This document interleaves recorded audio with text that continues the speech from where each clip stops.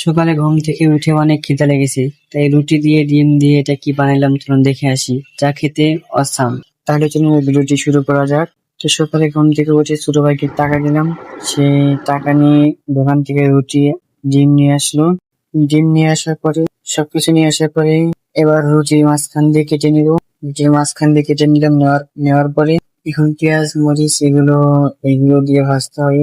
এখন পেঁয়াজ মরিচ দিয়ে ডিম দিয়ে মাখাবো, মাখানোর পরে কিছু ডিম দিয়ে দিব, দেওয়ার পরে একটু গরম করে নিয়ে ডিমের মাঝখানে দিয়ে দিব। কারণ আমি তো অনেক ভালো রান্না করতে পারি, বিষয়ে আপনি ভালো করে জানেন। নতুন রেসিপি বানাবো আজকে। আমার রান্না সম্পর্কে তো আপনাদের ভালো ধারণাই আছে। লুডুস ভাজতে পুড়িয়ে ফেলেছিলাম, যা খেয়ে সাদিয়া অনেক রাগ করেছিল। এই জন্য ভালো করে রাঁধতে হবে যাতে সাদিয়া অনেক খুশি হয়। তো এই জন্য ডিম মাঝখানে দিয়ে দিলাম, দেওয়ার পরে চাপ দিলাম। এখন কেমন হয়ে গেল, যাকে বলা হয় গরিবের বার্গার। তো এবার সব দুটাই ভাজা শেষ, এখন খেতে হবে।